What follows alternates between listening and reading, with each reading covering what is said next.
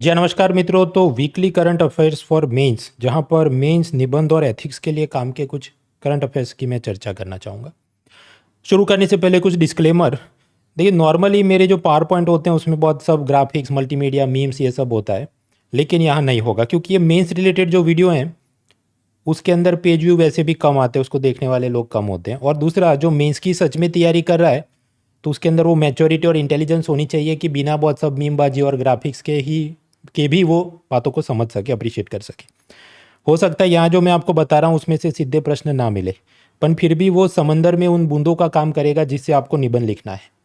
And lastly, कुछ तो ऐसे होंगे कि जो जीवन के लेसन है वो भले एग्जाम के लिए काम के नहीं हो, तो इस हिसाब से आप देखें।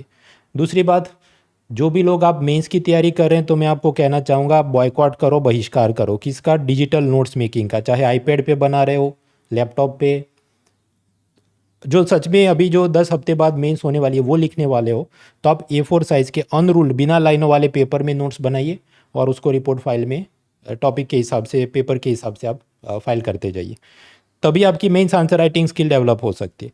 क्योंकि आप समझो, ये आईपैड और लैपटॉप पे जो डिजिटल नोट्स बन रहे हैं उससे आपकी आदतें ख़राब हो रही है, क्योंकि उसमें तो इरेज और ऑटो स्पेल चेक की, लाइन की, अलाइनमेंट की सारी सुविधाएं होती है जो रियल पेन पेपर में नहीं होगी एग्ज़ाम में। ये लैपटॉप या आईपैड में आप जो नोट्स बनाते हैं तो इनफाइनाइट वाइट स्पेस है ना, ऊपर नीचे चाहे कितना लिखना है आप कर सकते हैं, लेकिन रियल पेपर के अंदर जो वर्ड लिमिट, टाइम लिमिट का आपको लिहाज रखना है वो आपका डेवलप नहीं होता। इसलिए पेन पेपर से नोट बनाइए, आप सबको मेरी सलाह है। और 2024 की आप मेंस की तैयारी कर रहे हैं तो डेली न्यूज़पेपर पढ़ो, द हिंदू या इंडियन एक्सप्रेस। भले आप हिंदी मीडियम, गुजराती मीडियम, कोई मीडियम है, आप न्यूज़पेपर या इंग्लिश वाले देखिए कम से कम नेक्स्ट ये जो भी 70 डेज आर लेफ्ट। और पुराने टॉपिक वाइज पेपर और निबंध के टॉपिक वाइज पेपर देखो, बार बार देखो और फिर ये सब पढ़ो आप, तो आप अपने आप देख पाएंगे कि हाँ, ये चीज़ें मैं ये प्रश्नों में इस्तेमाल कर सकता था, और उसमें से आपको जो भी रिफ्लेक्शन आए उसको पेपर नोट में आप नोट डाउन करें। ये एक्सरसाइज मैं खुद भी कर रहा हूँ और इस हिसाब से हम ये 4 पेपर और निबंध के लिए जाने लायक चीज़ें देखते हैं। स्टार्टिंग विथ मेंस पेपर 1, जिसमें हिस्ट्री के बारे में देखेंगे, फिर सोसाइटी, फिर ज्योग्राफी, फिर पॉलिटी, और फिर मेंस पेपर 3 में जाते हैं। तो सबसे पहले मेंस पेपर 1, उसमें एक मुद्दा है वर्ल्ड हिस्ट्री, सब टॉपिक डीकोलोनाइजेशन, उपनिवेशवाद का अंत। यानी ये जो सेकंड वर्ल्ड वॉर के बाद अलग अलग जो थर्ड वर्ल्ड कंट्रीज़ को आज़ादी मिली उसके बाद की दुनिया। और साथ ही साथ जो मेंस पेपर 1 में सोसाइटी और इम्पैक्ट ऑफ ग्लोबलाइजेशन, वो सबको भी देखना है। अभी एक बहुत बेहतरीन कॉलम मैंने देखी, overlords of the developing world. विकासशील, याद ये थर्ड वर्ल्ड कंट्री है, उसके अभी कोई मसीहा और हीरो कौन बन रहे हैं? IMF और ये सब लोग, जो वापस से हमको एक प्रकार से गुलाम बना रहे हैं। कॉलम का पूरा सारांश ये था कि IMF वाले, चाहे श्रीलंका है, पाकिस्तान है, अफ्रीका के देश हैं, इनको लोन देते हैं, कंडीशनल लोन, शर्तों के साथ। और वो शर्तें ऐसी होती है कि फॉरेन प्लेयर्स को अलाउ करो, FDI को अलाउ करो, जिसके चलते उनकी जो डोमेस्टिक मैन्युफैक्चरिंग और लोकल इंडस्ट्री है वो सब compete नहीं कर पाती। ऐसे रेडीमेड, मशीन मेड चाइना का माल आता हो, अमेरिका का ही ब्रांड हो, पर बनता चाइना में और इधर आके डंप होता हो, वो उसको संभाल नहीं पाते। लोकल इंडस्ट्री का जॉब लॉस हो रहा है। IMF जब भी लोन देता है तो सरकारों पर दबाव डालता है कि तुम अपने बजट में सब्सिडी कम करो, टैक्स ज़्यादा लगाओ, फिजल कंसोलिडेशन, राजकोषीय एकत्रीकरण करो, मतलब उधारी, वरना उधारी मत करो। जितना ये लीकेज हो रहा है, अलग अलग वेलफेयर स्कीम, सब्सिडी, किसानों को MSP, गरीबों को मुफ्त में बिजली बांटना, ये सब बंद करो। ऑफकोर्स प्योर इकोनॉमिक्स के हिसाब से समझे तो दैट इज़ ऑल जस्टिफाइड, लेकिन इससे होता क्या है, ये जो अफ्रीका के गरीब लोग हैं उनकी तकलीफ पहले से भी ज़्यादा बढ़ रही है। ना उनको सब्सिडाइज LPG मिल रहा है, ना इलेक्ट्रिसिटी, बहुत महंगी हो गई है। तो शर्ती कर्जा दे के ये जो गुलामी या शोषण जो अंग्रेज़ों के ज़माने में होता था वो अभी भी चालू ही है। वो स्वरूप बदल गया है, उसके ओवरलॉर्ड बदल गए हैं कि पहले गोरे थे, अब वो इंस्टीट्यूशंस हो गए हैं, मल्टीलेटरल डेवलपमेंट बैंक्स। आगे मेंस पेपर 1, उसी के अंदर ये डीकोलोनाइजेशन, ग्लोबलाइजेशन, उसमें एक और भी पैरेलल मुद्दा चल रहा है। समंदर की बूंदें हैं ये, एक बार में आपको नहीं दिखेंगी। डिजिटल कॉलोनियलिज्म, और उसके चलते ग्लोबल साउथ को काफ़ी जोखिम है। वो बात ऐसी है कि आज़ादी तो हम सबको मिल गई है, लेकिन फिर भी बहुत सारी चीज़ों में अभी भी हम गुलाम हैं। क्लाउड सर्वर तो गूगल कंपनी के लेने पड़े, AI, ChatGPT वगैरह वो सब फिरंगी है। गूगल मैप्स देख लो, ऑपरेटिंग सिस्टम जो भी है ज़्यादातर, चाहे ये एप्पल का ऑपरेटिंग सिस्टम हो, माइक्रोसॉफ्ट का हो, जो भी आप वेब ब्राउजिंग करते हैं उसमें कुकी, पर्सनल डेटा सारा आपका फेसबुक और ये सब चुरा रहे हैं। हार्डवेयर, नेटवर्क, राउटर, ये भी सब विदेशी है। तो अभी भी हम विदेशी ताकतों के अधीन हैं। इसके इम्प्लीकेशन क्या है? ओला जो भारत मतलब ये जो भारतीय स्टार्टअप है ओला टैक्सी बुकिंग के लिए, उसके जो मालिक हैं भाविश अग्रवाल, वो कुछ लिंक्डइन और माइक्रोसॉफ्ट और इसका एआई चेक कर रहे थे और प्रश्न उन्होंने खुद ऐसा पूछा कि हु इज़ भाविश अग्रवाल, और ये जो चैट एआई है उसने जवाब कैसा किया कि भाविश अग्रवाल ही नहीं लिखा, they have done this, they have done this. मतलब इसका कारण क्या है? ये जो अमेरिका और यूरोप के अंदर जेंडर प्रोनाउन की अलग पॉलिटिक्स चलती है। मतलब नॉर्मली क्या होगा, ही एंड शी, लेकिन फिर थर्ड जेंडर, कुछ बाइनरी, कुछ लोग कहते हैं हमको ये भी नहीं वो भी नहीं, हमको दे कह के बुलाओ। तो ये सेफ खेलने के चक्कर में एआई कैसे एड्रेस करता है सबको, ही भी नहीं शी भी नहीं, दे। तो इस पर इन्होंने आर्टिकल कुछ लिखा लिंक्डइन पे और उसको इन लोगों ने डिलीट करा दिया। लिंक्डइन का मालिक है माइक्रोसॉफ्ट और माइक्रोसॉफ्ट की क्लाउड कंपनी है एज्यूर। तो कुल मिलाकर लंबी बात ये हुई कि ये जो ओला कंपनी के मालिक है उसने एज्यूर में जो क्लाउड सर्वर खरीदा था वो सब कॉन्ट्रैक्ट डिलीट कर दिया, 100 करोड़ का, 150 करोड़ का, और कहा मैं भारत में अपना क्लाउड सर्वर बनाऊंगा कृत्रिम नाम का, क्योंकि तुम ये सब बहुत ज़रूरत से ज़्यादा है, जो भी जेंडर प्रोनाउन या वो किजम चल रहा है तुम्हारा। और साथ ही साथ ये भी बोला कि बाकी भी कोई डेवलपर हैं जो माइक्रोसॉफ्ट एज्योर प्लेटफॉर्म में क्लाउड सर्वर में उन्होंने बुक करके रखा है, वो भी उसको छोड़ के मेरे पास आ जाओ, मैं 1 साल का आपको फ्री में पैकेज दूंगा, शर्त है वापस कभी माइक्रोसॉफ्ट में मत जाना। तो ये एक बात हुई कि यहाँ पर क्या हुआ, क्लाउड कंप्यूटिंग में आत्मनिर्भर बनने के लिए कदम उठाया कि ये माइक्रोसॉफ्ट और गूगल के क्लाउड सर्वर हम यूज़ नहीं करेंगे। दूसरा, अब एक और नया समाचार आया कि ये ओला कैब्स में गूगल मैप यूज़ होता है, जो भी टैक्सी बुकिंग और नेविगेशन के लिए, उसमें उन्होंने गूगल से भी रिश्ता तोड़ दिया कि अब से हम अपना खुद का मैपिंग सिस्टम बनाएंगे, ओला मैप्स। वरना क्या होता था, ओला कंपनी ने गूगल मैप्स को 100 करोड़ रुपए हर साल देने पड़ते थे, ये सब एक्सेस, कमर्शियल एक्सेस के लिए। तो यहाँ पर इन सब से आप क्या देख रहे हैं कि क्यों हमें डिजिटल कॉलोनाइजेशन के सामने लड़ना चाहिए। पर्सनल लेवल पे तो बराबर है कि हमारा डेटा चुरा रहे फेसबुक और टारगेटेड एडवर्टाइज कर रहे हैं या टारगेटेड पॉलिटिकल कैंपेनिंग किया जाए। बीच में ऐसा भी आरोप लगा कि चैट जीपीटी की मदद से पॉलिटिकल कमेंट्स और इलेक्शन को मैनिपुलेट करने के लिए सब चल रहा है सोशल मीडिया पे। वो तो एक बात हुई। उसके कमर्शियल भी एंगल्स हैं। कमर्शियल एंगल ये वाले कि अगर भारतीय स्टार्टअप या कंपनियां खुद का डेटा और मैपिंग सिस्टम और ऑपरेटिंग सिस्टम ये सब करेंगे तभी हम आत्मनिर्भर बन सकते हैं, वरना इतने करोड़ों रुपए बाहर अपने जा रहे हैं। समझो 100 करोड़ क्लाउड के, 100 करोड़ गूगल मैप के, तो 200 करोड़ तो ये एक कंपनी भारत से विदेश में 200 करोड़ जा रहा था ना, तो ये भी ड्रेन ऑफ वेल्थ ही तो है जो दादा भाई नवरोजी ने बोला था। आगे बढ़ते हैं। कुछ समय पहले आया इस स्टार्टअप की चर्चा में और आत्मनिर्भर बनने में, अग्निकुल नाम का एक स्टार्टअप है जिसने 3D प्रिंटेड रॉकेट लॉन्च किया है, और भारत के लिए ये पहली बात है और दुनिया के लिए भी शायद पहली बात है। गौर किया जाए कि इलॉन मस्क ने अपना जो रॉकेट लॉन्च किया 2006 में, स्पेसएक्स कंपनी, तो हम तो काफ़ी समय बाद 18 साल पीछे चल रहे हैं। अब को 3D प्रिंटेड के नाम पे फर्स्ट बोल सकते हैं, लेकिन अभी भी जो global private space sector company है उसके सामने हमें और कंपटीशन देना पड़ेगा। खैर, तो डीकोलोनाइजेशन और ग्लोबलाइजेशन में कुछ मुद्दे हमने देखे। दूसरा, मेंस पेपर 1 के अंदर मुद्दा है सोसाइटी और उसी के अंदर कम्युनलिज्म, सेक्युलरिज्म और बाकी मुद्दे आते हैं। एनसीईआरटी किताबें बार बार उसके चैप्टर चेंज किए जाते हैं। अभी वापस से कुछ ये बाबरी मस्जिद और गोधरा कांड और उसमें कुछ एडिट किया, रिमूव किया। इस पर एनसीईआरटी के डायरेक्टर ने ये बोला है कि भाई इसमें क्यों बवाल कर रहे हो, हटा दिए चैप्टर तो क्या है, दंगों के बारे में नहीं पढ़ाना चाहिए। We want to create positive citizens, not violent citizens, not depressed individuals. और दिन में देश में तो इतने राइट्स हुए हैं कि एक गोधरा या एक बाबरी लिखो तो बाकी बहुत सारे रह जाएंगे, इसलिए कुछ भी नहीं लिखना, सबको डिलीट कर देते। तो इस पर आप क्या सोचते हैं? क्या जो ऑस्ट्रिच है, शाहमृग, वो रेती के अंदर अपना सर दबा दे और कहे कि आसपास कोई खतरा ही नहीं है, तो क्या खतरा चला जाता है? और अगर यही लॉजिक है अपना कि बच्चों को ये सब नेगेटिव नहीं पढ़ाना चाहिए, तो सेकंड वर्ल्ड वॉर के भी चैप्टर डिलीट कर दो। अंग्रेजों ने गुलाम बनाया था और शोषण किया था, और वो सब भी डिलीट कर दो। अपार्थेड मतलब साउथ अफ्रीका में जो रंगभेद की नीति चलती थी, जिसके खिलाफ साउथ अफ्रीका के लीडर नेल्सन मंडेला लड़े, वो भी सब डिलीट कर दो ना। क्यों नेगेटिव चीज़ें पढ़ानी है? तो ये भी सोचने का मुद्दा है, what should be the form of education, और वो एजुकेशन डीकोलोनाइजेशन के इस ज़माने में क्या होना चाहिए? क्या भूतकाल को भूल ही जाना चाहिए कि याद भी रखना चाहिए? कह रही है सब मेंस की बात चल रही है, तो मेंस के लिए अनअकैडमी का मेंस का क्वालिटी एनरिचमेंट प्रोग्राम सिर्फ 999 रुपीज़ में अवेलेबल है using the code muna.org। Live lectures, handout, PowerPoint, mains answer writing with evaluation, सारी सुविधाएं आपको मिल रही हैं। फ़ायदा उठाइए, link is in the description. और अगर जो अगले साल ये जो प्रोग्राम है ये तो समझो अभी सितंबर तक ही चलेगा, 1-2 महीने का, जिनको प्रीलिम और मेंस 2025 की तैयारी करनी है तो उनके लिए कॉम्प्रिहेंसिव 15 महीनों का प्रोग्राम 24,999 में प्रीलिम और मेंस दोनों के live lectures, material, mains answer writing with evaluation, mock test for prelims, doubt resolution, सब कुछ अवेलेबल है विद टॉप एजुकेटर्स। उसका भी नीचे लिंक सब दिया है, डिस्काउंट कोड muna.org। वापस आते हैं, हम लोग बात कर रहे थे मेंस पेपर 1 हिस्ट्री डीकोलोनाइजेशन के बारे में कुछ नया आयाम देखे।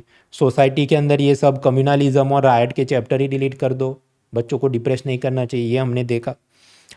ज्योग्राफी में कुछ मुद्दे आए होंगे पर मेरे ध्यान में नहीं आए जो मेंस के लिए मुझे काम के लगे, तो सीधा अभी चलते हैं मेंस पेपर 2 जिसके अंदर आता है पॉलिटी वेलफेयर IR। पॉलिटी से शुरुआत करते हैं। पॉलिटी में सामान्य रूप से बहुत सारे समाचार आते रहते हैं जो मेंस के लिए काम के। आप जानते हैं कि इंडियन पिनल कोड था IPC, उसको हटा के अभी क्या है भारतीय न्याय संहिता। अब इसमें एक तकलीफ है, IPC के हिसाब से अगर कोई मैन या ट्रांसजेंडर या एनिमल के ऊपर नॉन कंसेंचुअल मतलब उसकी सहमति के बिना जो रेप किया जाता है तो उसकी सजा है IPC के अंदर। अब इन्होंने क्या IPC डिलीट और ये लेके आए भारतीय न्याय संहिता जिसमें ये सेक्शन ही नहीं है। तो मतलब कि अभी रेप का डेफिनेशन क्या हुआ, तो फिर महिला के साथ जो वायलेंट या नॉन कंसेंट के साथ जो किया जाए वो रेप है, पर पुरुष और ट्रांसजेंडर के साथ किया जाए तो वो रेप नहीं है। अब ये जो मैंने बोला शायद ये बोलने में मुझे 1 मिनट गया होगा, आप लिखने बैठो शायद आपको 70-80 वर्ड्स हो जाएंगे। इसको कम शब्दों में जब आपको लिखना है, जिसको कहते हैं कंसाइज एक्सप्रेशन, कैसे करोगे? तो एक सेंटेंस में इसको पूरा बोल सकते हैं कि rape is not a gender neutral crime in Bharatiya Nyaya Sanhita and that is a limitation या चैलेंज। लिंग तटस्थ अपराध नहीं रहा बलात्कार, क्योंकि तटस्थ होता तो इसका मतलब क्या कि चाहे महिला है, पुरुष है, ट्रांसजेंडर है, किसी के भी साथ हो तो वो रेप है। अब क्या बोले, नहीं महिला के साथ हो तो रेप है, इनके साथ तो वो तो क्राइम है ही नहीं। इसलिए कांग्रेस के नेता पी चिदम्बरम ने अभी एक कॉलम लिखा कि ये जो नया भारतीय न्याय संहिता ये तो मतलब पार्ट टाइमर्स ने, जो फुल टाइम लॉयर नहीं है या जो फुल टाइम इस काम के लिए केपेबल नहीं है, उन सब लोगों ने मिलकर टाइम पास ये सब बना दिया है। और इस पर वाइस प्रेसिडेंट धनखड़ जी ने विरोध उठाया कि भाई पूरी पार्लियामेंट में चर्चा करके बनाया है। खैर, तो ये भी सब मुद्दे हैं कि कंसल्टेशन, पॉलिसी मेकिंग हो या कानून बनाना हो, उसके अंदर कंसल्टेशन लेना चाहिए, विपक्ष का भी, एक्सपर्ट्स का भी, आम जनता का भी, और सुकून से चीज़ को बनाना चाहिए। बहुत जल्दी पुश किया जाता है तो बहुत सारी ऐसी चीज़ें मिस हो जाती हैं। ऑफकोर्स भारतीय न्याय संहिता में और भी अच्छी बातें भी हैं, पॉजिटिव चीज़ें भी हैं कि थाने में नहीं जाना, घर बैठे आप ईमेल से आप FIR दर्ज करा सकते हैं वगैरह। कहीं और भी आप बैठे तो 0 FIR है, भले वो थाने का नहीं ले रहा है तो भी आप कंप्लेन कर सकते हैं। तो पॉजिटिव चीज़ें भी हैं, लेकिन जल्दबाजी में किया जाए तो कुछ चीज़ें रह भी जाती हैं। Therefore consultation required. आगे बढ़ते हैं। मेंस पेपर 2 के अंदर ही मुद्दा है फेडरलिज्म, और उसके अंदर कोऑपरेटिव फेडरलिज्म मतलब सहकारी संघवाद के खिलाफ क्या चुनौती है। बिना पढ़े आप ऐसे ही तुक्के मारो तो क्या याद है कि भाई GST के अंदर वांधे चलते हैं इनके। मेन तो कुछ बार वो रिवर के बारे में कुछ लड़ाई हो, टैक्स शेयरिंग के बारे में लड़ाई हो, फाइनेंस कमीशन बहुत पैसा नहीं दे रहा है, हमारे स्टेट को स्पेशल कैटेगरी स्टेटस दे दो, ये 3-4 मुद्दे रखते हैं। लेकिन जब आपको निबंध लिखना है तो और भी ज़्यादा मुद्दे आपको पता होने चाहिए। तो वो ऐसा है कि समंदर के लिए बूंदे जमा करो, आपको रोज़ अखबार पढ़ना पड़ेगा जो मैंने बताया। पिछले 2 हफ्ते के अंदर ही मुझे 3 नए मुद्दे दिख गए। पहला, वेस्ट बंगाल के CM ममता बनर्जी ने बोला कि देखो भारत और बांग्लादेश जब भी तीस्ता नदी के पानी के विभाजन की या वाटर शेयरिंग की बात करें तो स्टेट को भी कंसल्ट करो, क्योंकि हमको भी फ़र्क पड़ता है आप अगर ज़्यादा दानवीर हो के बांग्लादेश को ज़्यादा अगर पानी दे दोगे तो ये भी एक मुद्दा हो। अदरवाइज जो भी इंटरनेशनल मैटर है तो union list, state list, concurrent list के हिसाब से यूनियन का पावर बनता है, पर स्टेट का भी तो कहना जायज़ है कि हमको भी फ़र्क पड़ता है, हमें कंसल्ट करो। दूसरा, ममता बनर्जी का कहना है कि नीट एग्ज़ाम को रद्द कर दो, क्योंकि नीट स्कोर के हिसाब से अगर स्टेट गवर्नमेंट के मेडिकल कॉलेज में कोई बच्चे का एडमिशन होता है तो उस पर भी सरकार सब्सिडाइज एजुकेशन के नाम पे स्टेट गवर्नमेंट 50 लाख रुपए खर्च करता है उसकी पूरी पढ़ाई पे। और फिर भी ये टेस्ट हो रहा है, आप लोग ले रहे हैं, उसके अंदर जो क्वेश्चन की डिफ़िकल्टी है वो आपके CBSE या जो भी नेशनल NCERT बोर्ड के हिसाब से है। तो हमें हमारा क्या से है। और similar problem is raised by the Tamil Nadu state government. NEET को एबॉलिश करो, हमको ऑटोनॉमी दो। हालांकि काउंटर आर्ग्यूमेंट भी आएंगे कि अगर नीट को एबॉलिश करके हर एक स्टेट को अनुमति दे दी, तुम अपना अलग से एंट्रेंस एग्ज़ाम लो, तो फिर तो ये अलग अलग स्टेट की हज़ार हज़ार रुपये की एग्ज़ाम फ़ी हो, तो बच्चा क्या 20-30 हज़ार तो उसके इसी में चले जाएं फ़ी भरने में एग्ज़ाम की। So then what is the way forward, वो सोचने की, या मतलब वो एक चुनौती है। तीसरा, यूनियन गवर्नमेंट ने एक कानून पास करके नेशनल रिसर्च फाउंडेशन बनाया, एनआरएफ, जिसका काम होगा कि बजट में जो पैसा आया इंटरनेशनल डोनेशन से, सीएसआर से, वो सब अलग अलग यूनिवर्सिटी को रिसर्च के लिए बांटे। लेकिन ये जो इसका बोर्ड है या जो भी गवर्निंग काउंसिल है, उसके अंदर स्टेट गवर्नमेंट की जो यूनिवर्सिटी है उसके कोई प्रतिनिधि नहीं है, जबकि ज़्यादातर जो पैसा जाए उसमें बहुत सारा पैसा तो इनको जाएगा, तो इनकी क्या प्राथमिकता है, इनकी क्या जवाबदेही है, कैसे तय हो, है ही नहीं कोई। So these are also challenges to federalism. Federalism में एक और मुद्दा है, गवर्नर जो कि यूनियन में जो भी रूलिंग पार्टी है वो अपनी पसंद का चुनती है, राज्यपाल, और फिर स्टेट में सीएम अलग पार्टी का होता है, आपस में टकराव होते रहता है। ये भी ऐसा है कि एक दिन में मुद्दे नहीं मिलेंगे, अलग अलग टाइम पे थोड़े थोड़े मुद्दे आते हैं। फॉर एग्जांपल, जैसे केंद्र में राष्ट्रपति का भाषण होता है सेशन के शुरुआत में, ऐसा ही स्टेट की विधानसभा में भी राज्यपाल का भाषण होता है। तो तमिलनाडु के अंदर कुछ ऐसा हुआ फरवरी 2024 में कि गवर्नर हैं उनके रवि, उन्होंने वो भाषण के कुछ हिस्से पढ़ने से मना कर दिया, क्योंकि उसके अंदर डीएमके या जो पार्टी है उसने कुछ लिखा था जिसके साथ इनको सहमति नहीं थी। तो ये टकराव हो गया, शायद पहले ऐसा कभी नहीं हुआ था। अभी एक दूसरा आया, वेस्ट बंगाल के गवर्नर ने सीएम ममता बनर्जी के खिलाफ ही डेफेमेशन मतलब बदनक्षी का दावा ठोक दिया, जो कि शायद मैं पहली बार सुन रहा हूँ कि सिटिंग गवर्नर सिटिंग सीएम के खिलाफ केस करता है डेफेमेशन का। तो जब इस हद से रिश्ते खराब हो जाएं तो फिर वहाँ कैसे ठीक तरीके से एडमिनिस्ट्रेशन चल सकता है, तो ये सब भी सोचने का विषय है। आगे बढ़ते हैं तो जुडिशरी, जेल, प्रिजन। जेल में होता है रेमिशन। रेमिशन मतलब कि सज़ा थोड़ी कम कर देना, कि जैसे महाराष्ट्र सरकार ने ऐसा नियम बनाया है कि जो भी जेल में 14 साल रहा या जिसकी 65 के ऊपर एज क्रॉस हो रही है, तो उसको थोड़ी दया दिखा के जितना भी जेल है उससे थोड़े साल पहले छोड़ दो। अब इसी लिस्ट में बनाया तो एक बहुत बड़ा गैंगस्टर अरुण गवली, उसको भी छोड़ा जा रहा था। फिर कोई कोर्ट में गया कि भाई ये तो बहुत ही ड्रेडेड क्रिमिनल है, हीनियस क्राइम में अरेस्टेड है, इसको आप कैसे ऐसे रेमिशन कर सकते हैं।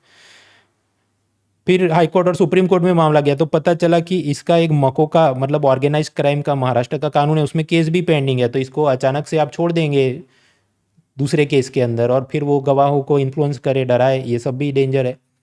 इसमें हमें टेक अवे पॉइंट क्या करना है, हमें ये एक केस को नहीं देखना, हमें ये समझना है कि प्रिजन और कोर्ट के जो भी रिकॉर्ड्स हैं उसका डिजिटाइजेशन क्यों ज़रूरी है, उसमें एआई की मदद लेना क्यों ज़रूरी है। कई बार ये होता है लेफ्ट हैंड जो कर रहा है राइट हैंड को पता नहीं, या मैकेनिकल एप्लीकेशन ऑफ रूल्स जब होती है तो लिस्ट बनाएंगे, शॉर्ट कमांड देगा, अच्छा ये है इनका 65 क्रॉस हो, इनको छोड़ दो। इससे पहले भी याद आप करो कि बिल्किस बानो गैंगरेप वाले केस में भी गुजरात के अंदर कुछ लोगों को रिहा कर दिया था, फिर बाद में वो बहुत कंट्रोवर्सी हुई थी। तो या तो फिर तीसरा एक और कॉलम होना चाहिए कि हीनियस क्राइम है कि नहीं, ऐसा एक्सेल फाइल में एक और कॉलम होना चाहिए। शॉर्ट कमांड दे तो इसके अंदर ये आए तो फिर नहीं करे। तो ये सब क्या आदमी अगर शॉर्ट करेगा तो गलतियां रह सकती है, एआई करेगा तो कम रहेंगी। इसलिए digitisation of prison and court records is very much required.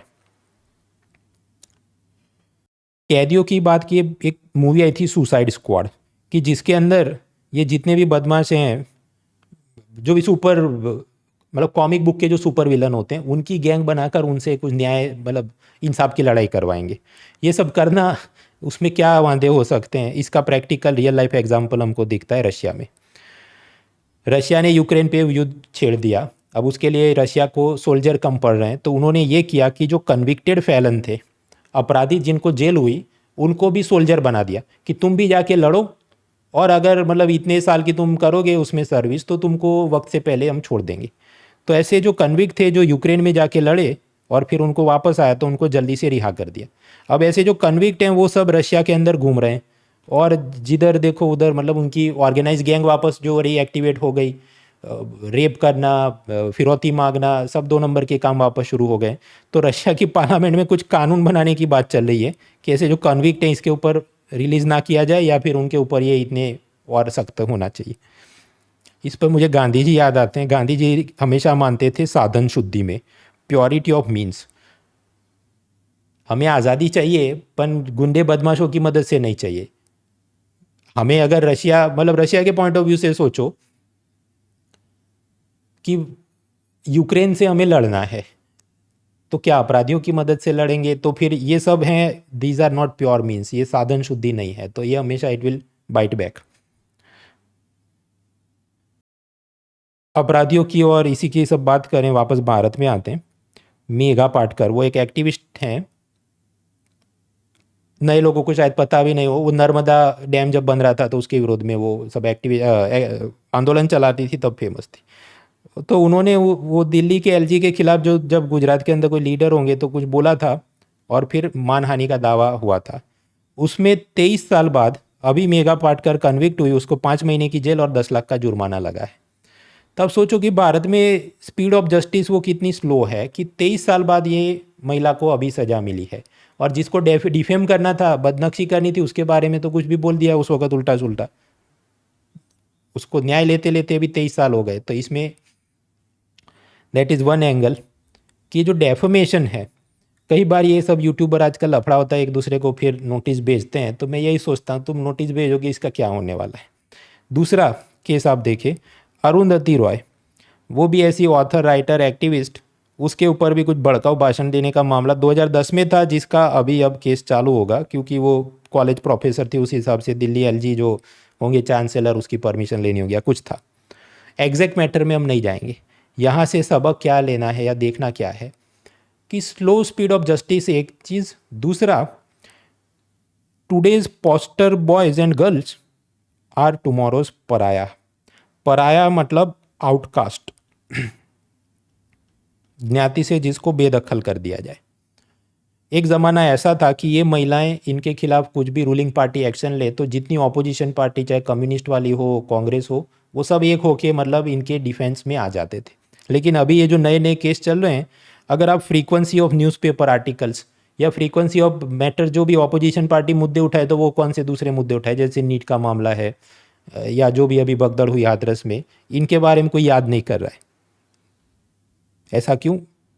शायद ये भी हो सकता है कि अब पॉलिटिकल यूटिलिटी इन लोगों की इतनी दिखती है कि इनकी सोशल मीडिया फॉलोइंग या जो भी अलग अलग चीज़ें हैं, अब ऑपोजिशन पार्टी को लगता है ये सब मुद्दे एक एक के नहीं, हमें बड़े मुद्दे उठाने चाहिए जो ज़्यादा लोगों को असर करते हो। यानी टुडेज पोस्टर बॉयज या पोस्टर गर्ल, जो एक बार जिनको बहुत मतलब एक बार ऊपर चढ़ा दिया जाए, कल उठ के उनको आउटकास्ट भी कर दिया जाए, उनका कोई नाम ना ले, ये भी हो सकता है। तो मैंने जो आपको बताया, चौथा मुद्दा डिस्क्लेमर, कि some of these are life lessons. भले वो एग्ज़ाम के लिए सीधे आपको ना दिखे या एग्ज़ाम में शायद हम लिख भी ना सके, पर ये खुद के जीवन के लिए भी याद रखना है कि जैसे मतलब सिद्ध हो जाता है उसके बाद लोग आपको भूल जाते हैं, रिश्ते और प्रतिष्ठा शाश्वत नहीं है, ये हमेशा याद रखना है। खैर वापस आते हैं, अलग अलग राज्यों में क्योंकि बेरोजगारी की समस्या है तो रिजर्वेशन बढ़ाया जाए इसकी मांग होती है, या हमारी कास्ट को उसमें ऐड किया जाए, ये सब मांग होती है। अभी पटना हाईकोर्ट ने, मतलब स्टेट गवर्नमेंट ने रिजर्वेशन बढ़ा के कुछ 65% किया होगा, फिर इन्होंने कम कर मतलब उस चीज़ को हटा दिया कि 50% से ज़्यादा नहीं होना चाहिए वगैरह जो भी। हम पाते हैं कि ऐसे हाईकोर्ट जजमेंट बाकी राज्यों में भी अलग अलग टाइम पे आए हैं कि स्टेट गवर्नमेंट ने रिजर्वेशन बढ़ाया हो, फिर ये कि 50% कोटा ब्रीथ नहीं कर सकते, वापस अंडू करे। तो गौर करने वाली बात यह है कि जो स्टेट गवर्नमेंट के जो अधिकारी हैं, जो नेता है, उनको भी तो पता ही होगा ना कि हम कर रहे हैं लेकिन ये तो कोर्ट में रद्द हो जाना है। तो क्या सेफ्टी वाल के तरीके से या जनता को अपीज़ करने के लिए या उनका गुस्सा शांत करने के लिए ये बढ़ाया जाता है, और फिर बाद में हाईकोर्ट तो हटा देगी, फिर ये मतलब जो नेता हैं ये कहें कि ये तो हाईकोर्ट ने हटा दिया, हम तो चाहते थे, करके अपनी जिम्मेदारियों से एक मतलब जो कोर रिफॉर्म्स करने की हमेशा ज़रूरत हो उसकी जगह मतलब ये क्या है कि एक्सरसाइज हो गई, मीडिया में दिखा दिया, और उस चीज़ को जो अहमियत मिलनी चाहिए या उस पर जो फाउंडेशनल रिफॉर्म्स लेने चाहिए वो हो नहीं पाते। तो इस पर भी या तो सुप्रीम कोर्ट के अंदर एक सीधा पूरा केस होना चाहिए जिसके अंदर स्पष्ट रूप से एक बार में हो जाना चाहिए कि अब से यही है आयन सीलिंग, या फिर कि इसके अंदर ये एग्जेप्शनल केस में 50% से बढ़ा भी सकते हैं, उसकी ज़रूरत है। वरना ये जितने अपने स्टेट हैं हर एक में इधर से इधर इधर जंप मार के यही सब चीज़ों में कोर्ट का भी समय चलता रहता है, लोगों का भी टाइम बर्बाद होता है, जिनको मान लीजिए अप्लाई किया हो फिर बीच में एग्ज़ाम प्रोसेस हो फिर बोले अब से नहीं होगा, तो उन सब के कैंडिडेट्स का क्या भविष्य होगा। Many angles need to be considered. आगे बढ़ते, mains paper two comparing constitution. Myanmar के अंदर आंग सान सू की, उसको मिलिट्री जो डिक्टेटर्स हैं उन्होंने जेल में फिट कर दिया है। तब तक तो ठीक है। अब उसके बाद इनके कुछ समर्थक इसका जन्मदिन मना रहे थे तो उनको भी जेल में फिट कर दिया। Myanmar authorities arrest 22 for marking सुकी बर्थडे। तो वास्तव में तानाशाही किसको कहते हैं? सिर्फ जन्मदिन आप मनाओ अपने फेवरेट लीडर का तो भी गिरफ्तार हो जाओगे। So when we speak of the terms like authoritarianism चल रहा है, तानाशाही चल रही है देश में, तो तानाशाही असल में किसको कहते हैं, ये इसका स्वरूप होता है। मतलब कई बार बड़े बड़े वर्ड्स ऐसे छोटी छोटी तकलीफ़ों में इस्तेमाल किए जाते हैं जहाँ पर वो चीज़ असल में है नहीं। आगे बढ़ते हैं, मेंस पेपर 2 के अंदर government policies and interventions for various sectors, और उसके अंदर एजुकेशन की बात करें। मित्रों, ये जो नई शिक्षा नीति एजुकेशन पॉलिसी आई है, इसमें बात ऐसी है कि मातृभाषा में जब तक संभव हो सबको पढ़ाना चाहिए, teach in the mother tongue. वो ठीक है स्कूल लेवल पे, पर उसके अति उत्साह में अब ये हो रहा है कि Gujarat technological university GTU engineering course में गुजराती पढ़ाएंगे और उसके लिए 50,000 इंजीनियरिंग वर्ड्स का गुजरातीकरण किया गया। आप सुनो, फोटोग्राफिक सर्वेइंग आप समझते हैं, इसका गुजराती क्या किया? प्रकाश चित्र सर्वेक्षण, पिकेट स्नो, शंकुहीम, फेज इंटीग्रल, फेज अभिन्न, फोटोसेल, छवि कोश, और ये तो फिर भी थोड़े आसान है, इससे भी ज़्यादा जटिल किया है जो कि गुजराती लोग खुद भी इस्तेमाल नहीं करते ऐसा वर्डिंग। तो सोचने के मुद्दे ये हैं कि इससे हमारे नौजवानों को क्या फ़ायदा हो रहा है? क्या कोई ग्लोबल जॉब्स, इंटरनेशनल जॉब के लिए वो इक्विप हो रहा है? क्या उसका नॉलेज ऐसा जोरदार हो जाएगा कि वो ऐसे रिसर्च पेपर लिख पाएगा जो इंटरनेशनल जर्नल में एक्सेप्ट हो जाएंगे? या इवन जो भी इंटरनेशनल कोलैबोरेशन चल रहे हैं, तो जहाँ पर अंग्रेज़ी ज़रूरी है उसको अपनाना चाहिए। हर जगह ज़बरदस्ती क्यों कुछ चीज़ों को अपनाया जाए? और यहाँ असल में किसका फ़ायदा हो रहा है? या ये पढ़ने वालों का, जिनको असल में 50,000 ऐसे वर्ड्स याद रखना तो वो खुद में ही अलग सब्जेक्ट हो जाए कि जो भी इंजीनियरिंग के इतने 5 सब्जेक्ट आते हैं, छठा सब्जेक्ट है कि ये सारे सब्जेक्ट का गुजराती याद रखो, दैट इज़ द छठा सब्जेक्ट। तो who is benefiting from this except कि जो कंपनी को या एजेंसी को ये ट्रांसलेशन का काम दिया गया उसको पैसा मिल गया, उनका फ़ायदा, बाकी किसका फ़ायदा होने वाला है? तो ये भी सोचने के मुद्दे हैं कि मदर टंग के पर इंसिस्ट करना, but up to what level? आगे बढ़ते हैं। फॉक्सकॉन जो कि एप्पल कंपनी के लिए उसके आईफोन वगैरह बनाने का कॉन्ट्रैक्ट मैन्युफैक्चरिंग का काम करती है, पहले चाइना में फैक्ट्री चलाते थे, आजकल भारत के अंदर भी, जो भी तमिलनाडु में, कर्नाटक में इन्होंने फैक्ट्री लगाई। हुआ ये कि कुछ शादीशुदा महिलाएं उधर नौकरी के लिए गई तो उनको रिजेक्ट ही कर देते हैं ये लोग कि इधर शादीशुदा महिलाओं को मत रखो, इन्हीं पे परिवार की जिम्मेदारी ज़्यादा होती है, छुट्टी मांगती, जो भी उनको अपनी मेंटल उसमें बायस हो तो नहीं दे रहे हैं। जिस पर ये जो भी महिला आयोग और ह्यूमन राइट कमीशन वगैरह जवाब मांग रहे हैं। अब सोचने वाली बात है कि अच्छा, ये कंपनी वाले तो ऐसा सोच रहे हैं, इनकी महिला विरोधी मानसिकता है। पर आप गौर करें, यूपीएससी जो मिलिट्री में ऑफिसर के लिए कंबाइंड डिफेंस सर्विस एग्जाम लेती है, उसमें भी स्पष्ट लिखा है अनमैरिड ओनली, शादीशुदा पुरुष या महिला है उसका तो एप्लीकेशन ही रिजेक्ट हो जाए। तो आप क्या सोचते हैं? दोनों जगह समानता है ना? आईफोन वाला कहे मैं भी नहीं रखता और मिलिट्री वाला कहे हम भी नहीं रखेंगे। तो क्या दोनों सिमिलर है या एक जगह जस्टिफाइड है दूसरी जगह जस्टिफाइड नहीं है? इस पर क्या सोचना है आपका? वो आप सोचना। एक तो fundamental right to business profession, equality before law, equal opportunity, ये सब हम एंगल में जाएं। दूसरा ये हो सकता है कि मिलिट्री में तो सब कुछ जस्टिफाइड है क्योंकि उनको ट्रेनिंग, और जब ट्रेनिंग इंस्टीट्यूट में पूरा डिसिप्लिन से करना, ये सब शादीशुदा, ये वो सब जिम्मेदारी, तो वो अच्छे से ट्रेनिंग नहीं ले पाएगी। या फिर कि प्राइवेट कंपनी वाला ये सोचे कि शादीशुदा महिला को नौकरी पे रखूंगा, फिर वो प्रेगनेंसी और मैटरनिटी बेनिफिट के नाम पे उसको बहुत सारे हफ्ते की मुझे पेड लीव देनी पड़ेगी, तो मेरा फैक्ट्री का काम रुक जाएगा, इसलिए मुझे ऐसी महिलाओं को नहीं लेना है। या फिर कि इनसे लेट नाइट शिफ्ट में काम कराना है, पर वो कहीं मुझे घर जाके पति और बच्चों के लिए खाना पकाना है। तो कंपनी के कमर्शियल ऑब्जेक्टिव्स, मिलिट्री के अपने डिसिप्लिन के ऑब्जेक्टिव्स, और जो महिलाएं उनके फंडामेंटल राइट्स, इन सब के बीच में मतलब what is the right way, या कौन सी चीज़ ज़्यादा ऊपर होनी चाहिए, ये सब भी सोचने के मुद्दे बनते हैं। ये भी हो सकता है कि इसमें हो सकता है NHRC या ये नेशनल कमीशन ऑफ वीमेन जाके इनको करे। तो फिर भी तो इन्होंने अगर बायस माइंड बना ही दिया है तो फिर क्या, okay married women can also come and apply, अपन वो इंटरव्यू या एग्जाम ही ऐसी रखेंगे फॉक्सकॉन कंपनी वाले कि वो कभी सिलेक्ट ही नहीं हो पाए। तो फिर क्या यहाँ पर हमने कोई कोटा सिस्टम इंट्रोड्यूस करनी चाहिए कि मिनिमम इतनी मैरिड वीमेन का कोटा होना चाहिए? What is the way forward? आप सोचिए। इसका कोई सीधा स्पष्ट यस नो जवाब नहीं हो सकता। ये इसलिए है, जब आप सोचते हैं it improves your logical and articulation skill, खासकर जब ये फिलोसॉफिकल टाइप के निबंध लिखने होते हैं। हाँ, तो पॉलिटी वेलफेयर के बारे में हमने देखा। अभी इंटरनेशनल रिलेशन में जाते हैं। इंडियन एक्सप्रेस में आप जानते हैं कॉलम के ऊपर वो कोटेशन देता है कुछ सुवाक्य। तो बिल क्लिंटन का एक सुवाक्य दिया, वो उसने ऐसा बोला था कि जो दुनिया है वो हमारे देश को इसलिए, उसने क्या बोला है कि people around the world have always been more impressed by the power of our example. दुनिया के लोग अमेरिका की मिसाल की शक्ति से प्रभावित होते हैं than the example of our power, शक्ति की मिसाल से नहीं। क्योंकि अगर अमेरिका की शक्ति की आपको मिसाल देनी है, if you want to give an example of their power, तो सीधा क्या आएगा, हिरोशिमा एंड नागासाकी, कि देखो इनके पास कैसा न्यूक्लियर बॉम्ब था और एक बार किया और जापान सरेंडर हो गया। That is the example of their power. लेकिन इसकी बात से लोग प्रभावित नहीं होंगे, लोग थू थू करेंगे। तो उनकी मिसाल बननी चाहिए किसी पॉजिटिव चीज़ के लिए। अब इसको हम इंडिया के लिए एक्स्ट्रापोलेट करें तो भारत की आप कोरोना के दौरान वैक्सीन डिप्लोमेसी देखो, या जितनी बार मिडल ईस्ट, यमन या लीबिया के अंदर जो भी पॉलिटिकल कू, मिलिट्री कू या कोई नेचुरल डिजास्टर या XYZ प्रॉब्लम होते हैं, तो अपने मजदूरों को तो हम निकालने के लिए जहाज भेजते हैं, लेकिन नेपाल से लेके इंडोनेशिया के भी मजदूर फंसे हैं तो उनको भी हम लेके आते हैं। तो ये सब क्या, ये हमारी एग्जाम्पल है कि कैसे हम विश्व मित्र बनते हैं, या कम से कम अपने पड़ोसियों के तो हम हमेशा मित्र बनते रहते हैं। इस पर और भी आप सोचिएगा, बड़ा निबंध जब लिखना।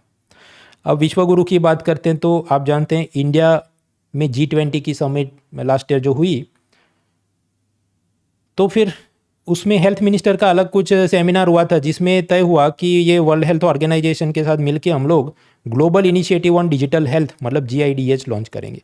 और भारत ने उस वक्त बढ़ चढ़ के ये कहा कि देखो हम $10 मिलियन इसमें दान में देंगे। लेकिन बाद में जब फाइल फाइनेंस मिनिस्ट्री में आई तो नहीं भाई, अपने पास पैसा नहीं। So now point two reflect. Salman कहता है एक बार जो मैंने कमिटमेंट कर दी तो मैं फिर खुद की भी नहीं सुनता, और इधर क्या कमिटमेंट तो किया था अपन, अभी बोले नहीं भाई $10 मिलियन तो नहीं दे सकते। हाँ, इसकी वजह हम ये कर सकते हैं कि टेक्नोलॉजिकल सपोर्ट, ये कोविन और ऐसे सब ओपन सोर्स सॉफ्टवेयर का एक्सेस आपको दे देंगे, उसी को आप $10 मिलियन का समझ लो। ऐसी कुछ बात फाइनेंस मिनिस्ट्री के अंदर चल रही है फाइल पे। अब इसको हम इस पर सोचने बैठे,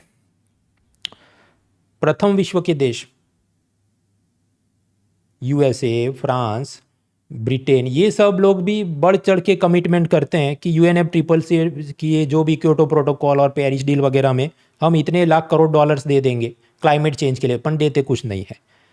तो हमसे क्यों उम्मीद की जाए कि हम सलमान खान बने कि एक बार कमिटमेंट कर दिए तो हम खुद की भी नहीं सुनते, देंगे, होगा, देगा, अदरवाइज ठीक है। और गौर करने की ये भी बात है कि अगर सच में विश्व गुरु बनना है तो विश्व गुरु के इट रिक्वायर्स डीप पॉकेट्स, जेब में भर भर के पैसा होना चाहिए, तब आप बन सकते हैं। चीन भी बनने गया बीच में, बेल्ट रोड इनिशिएटिव के नाम पे बहुत सारे लोन दे के रखे, अभी कोई वापस नहीं आ रहा है, और उसके चलते वो पूरी कहानी ऐसी है कि चाइना ने बेल्ट रोड इनिशिएटिव के नाम पे जितने लोन दिए श्रीलंका, पाकिस्तान वगैरह को, पैसा किधर से आया, तो चीन के अंदर जो रीजनल रूरल बैंक टाइप के हैं, छोटे छोटे गांव शहर के लोगों का डिपॉजिट लिया, वो सब पैसा दिया। अब वो लोग डिपॉजिट वापस लेने आए, मिल नहीं रहा है, और उधर धमाल चल रही है। बाहर इसकी समाचार इसलिए नहीं आती क्योंकि वहाँ पर स्टेट सेंसरशिप है। तो ये सब भी गौर करने के मुद्दे जब आप लंबा निबंध लिखने बैठे, खासकर तब कि जब भारत के अंदर इतनी आबादी, इतने गरीब लोग हैं, इतना सब पैसा खर्च करने की अपने को ज़रूरत है, तो हम बाहर वालों की कितनी मदद करें। तो मेंस पेपर 2 में मुझे कुछ ये मुद्दे दिखे। मेंस पेपर 3 में चलते हैं इकोनॉमी में, क्योंकि बजट अभी आएगा, इंटरिम बजट तो आया था चुनाव के बाद, अभी जनरल बजट आएगा, उसमें अलग अलग लोगों की क्या उम्मीदें हैं, ऐसे कॉलम चलते हैं। उसमें मुझे एक जो इंटरेस्टिंग लगा कि क्रूड ऑयल के बैरल का भाव $90 से गिर के करीब 70, मतलब इधर करीब 22% तो गिरावट हुई होगी या जितनी भी। लेकिन पेट्रोल का भाव कितना कम हुआ, 1-2 रुपया ही कम हुआ है पिछले 1 साल के अंदर। अब इस पर गौर करने के मुद्दे क्या हैं? एक तो डिमांड ये हो रही है कि इसको जीएसटी के दायरे में लाया जाए, क्योंकि जीएसटी में मैक्सिमम स्लैब है 28%, जबकि यहाँ तो 50% से ऊपर टैक्स जा रहा है। मतलब जो आप पेट्रोल के ऊपर यूनियन गवर्नमेंट की एक्साइज ड्यूटी और स्टेट गवर्नमेंट की वैट देते हैं, उसके मुकाबले जीएसटी देना होगा तो शायद कम हो जाए। तो ये एक मुद्दा चलता है। दूसरा कि 2024 में रूलिंग पार्टी को क्योंकि पहले के मुकाबले कम सीटें आई हैं, तो क्या नेक्स्ट बजट के अंदर वो जनता को खुश रखने के लिए ज़्यादा रेवड़ी टाइप का कुछ निकालेंगे कि सपोज किसानों को जो 6,000 रुपये मिलते हैं अंडर प्रधानमंत्री किसान सम्मान निधि, उसको बढ़ा के 12,000 कर देते हैं, या ऐसा कुछ भी फूड सिक्योरिटी के नाम पे 5 किलो अनाज देते हैं उसको 10 किलो करते हैं मान लीजिए, या इनकम टैक्स में इतनी माफ़ी देते मिडिल क्लास को।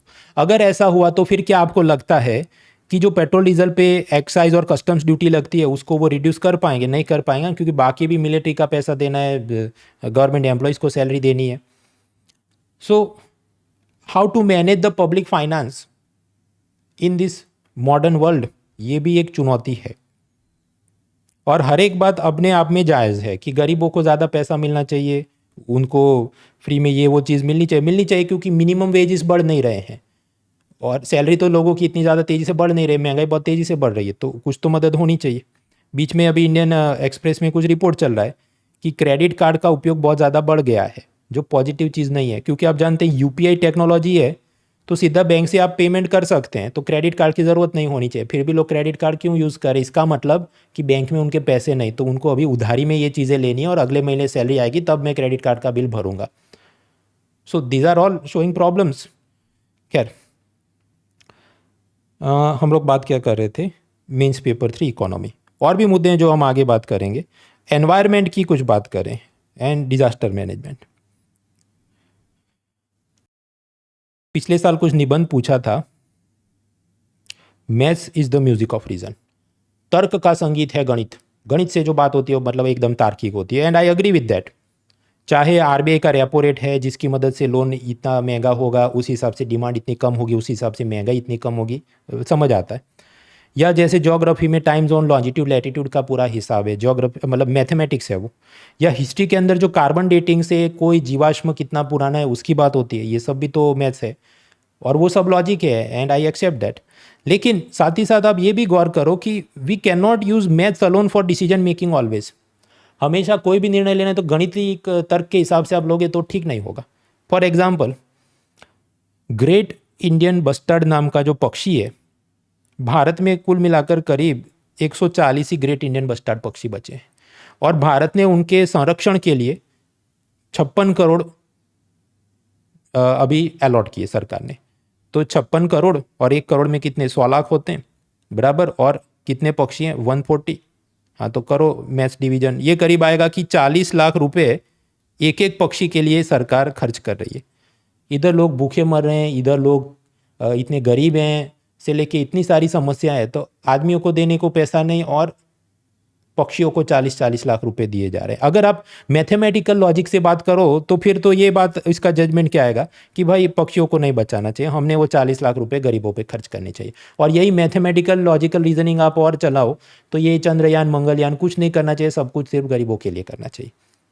बट इसके और भी तो आयाम है, बायोडाइवर्सिटी जो कंजर्व करनी है हमें, फूड चेन, फूड वेब से लेके स्पेस की हम बात करें, इसरो ने जो जो चंद्रयान बनाया उसमें जो टेक्नोलॉजी डेवलप की उसकी मदद से ऐसी और चीज़ें हुई जो हमें डिज़ास्टर के प्रिडिक्शन में मदद करती हैं। और इससे इसरो ने जो अपना नाम स्थापित किया है कि सस्ते में हम तो चंद्रयान मंगलयान पहुंचा देते हैं, तो चाहे अफ्रीका हो, साउथ अमेरिका हो, उसके बहुत सारे देश अपने सैटेलाइट इसरो की मदद से उड़ाना चाहते हैं और उसमें इसरो को करोड़ों की कमाई हो रही है। तो immediate versus short term versus long term, और लॉन्ग टर्म का कितना प्रिडिक्शन मैक्स कर सकता है, से लेके बहुत सारी बातें आती हैं। इसलिए जब निबंध लिख रहे हैं तो ये काउंटर आर्ग्यूमेंट्स के ऊपर भी आपने विचार लिखने चाहिए if you want to score more marks. हाँ, तो इसलिए मेरा ये कहना है कि you should focus on newspapers if you are writing mains, और खुद से सेल्फ रिफ्लेक्शन में लिखो। रोज़ 1-2 चीज़ें तो आप लिख ही सकते हैं कि मुझे इस पर क्या लगा। खैर, मैथ्स का ही नाम लिया तो सी सेट, सीसेट की आप अगर तैयारी करने चाहते हो, वैसे तो अनअकैडमी का जो फुल लेंथ कोर्स है 15 महीने का 24,999, उसके अंदर तो ये एम्बेडेड है ही। लेकिन कुछ लोग सोचे कि मैं पहले प्रीलिम्स का सब पढ़ चुका हूँ, पूरा मुझे फिर से नहीं पढ़ना, मुझे सिर्फ सीसेट में तकलीफ है और सीसेट की पढ़ाई करनी है। Then that is also available at a discounted price of 9,000 rupees by educator Madhukar Kotawe sir using the code munal.org। आगे इकोनॉमी, और उसके अंदर आप जानते हैं ये एयरटेल जियो सब ने अपने भाव बढ़ा दिए प्रीपेड के, और इस पे बहुत सारे मीम वगैरह चल रहे हैं, अनंत अंबानी की शादी और जो भी। इसमें हमें एज यूपीएससी एस्पायरेंट इसे कैसे देखना चाहिए? बीएसएनएल की क्यों ज़रूरत है? क्योंकि बीएसएनएल नहीं होगा और सारे के सारे ये प्राइवेट कंपनियां ही होंगी तो शोषण होता रहेगा, आपके पास विकल्प नहीं बचेगा। देयरफॉर बीएसएनएल या प्राइवेट, पूरा प्राइवेटाइजेशन नहीं होना चाहिए, एक दो पब्लिक सेक्टर कंपनियां हर एक सेक्टर में हमें रखनी चाहिए।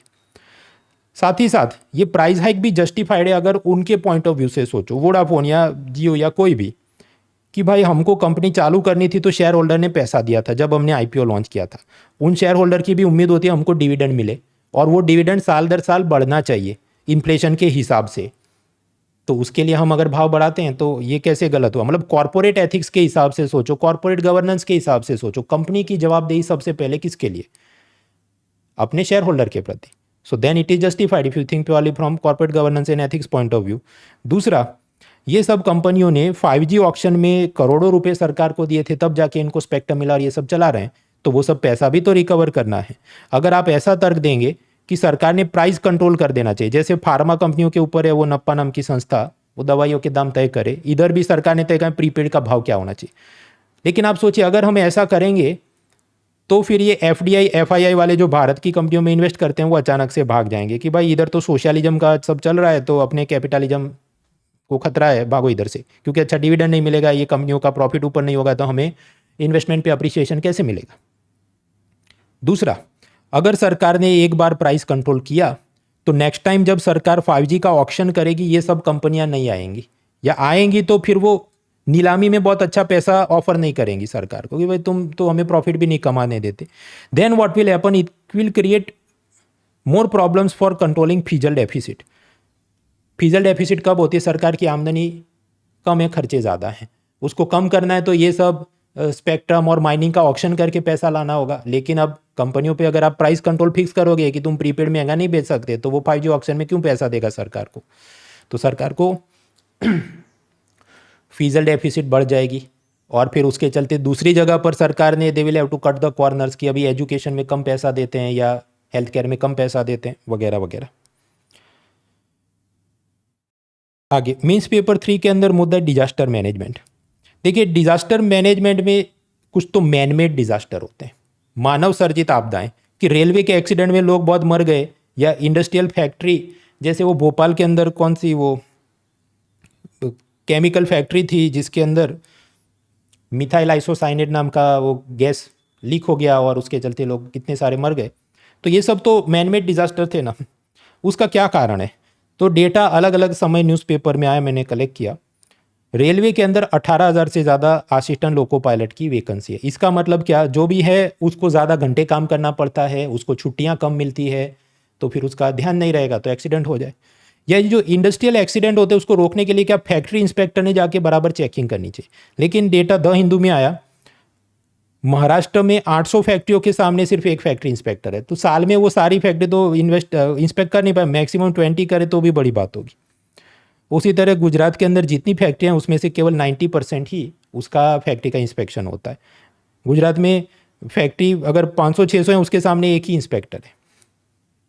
ऊपर से ईज ऑफ डूइंग बिजनेस यानी कि व्यापार के अंदर सुगमता के नाम पर सरकारों ने क्या किया है कि माइक्रो स्मॉल मीडियम एंटरप्राइज पे इंस्पेक्शन नहीं आएंगे, नई फैक्ट्री बनाई तो 5 साल इंस्पेक्ट नहीं करेंगे, ऐसा सब छोड़ देते हैं। तो स्वाभाविक है ऐसा जो भी फिर फैक्ट्री का मालिक है वो तो इंडस्ट्रियल सेफ्टी का ध्यान नहीं रखेगा। तो ईज ऑफ डूइंग बिजनेस कहाँ तक होना चाहिए और उस पर सख्ती इंस्पेक्शन कब तक होना चाहिए? ऐसा ही आप याद करो वो कौन सा था, गाम्बिया नाम के देश में 66 बच्चों ने भारत का कप सिरप पिया और मर गए क्योंकि फार्मा कंपनी ठीक से नहीं करे। तो उसका इंस्पेक्शन क्यों नहीं हुआ था पहले? शायद इसलिए कि इतने ड्रग इंस्पेक्टर नहीं होंगे, या थे अपन वो करप्ट थे, या जो भी। तो ये सब भी सोचने के मुद्दे हैं जब आप बात करते हैं मैनमेड डिजास्टर्स की।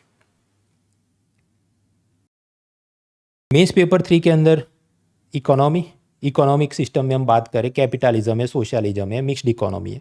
कैपिटलिज्म पूंजीवाद में क्या, सब प्राइवेट कंपनियों को दे दो, सरकार ने सिर्फ लॉ एंड ऑर्डर और कॉन्ट्रैक्ट एनफोर्समेंट का ही काम देखना चाहिए। लेकिन जब ऐसा होता है तो शायद मैन मेड डिजास्टर और बढ़ जाते।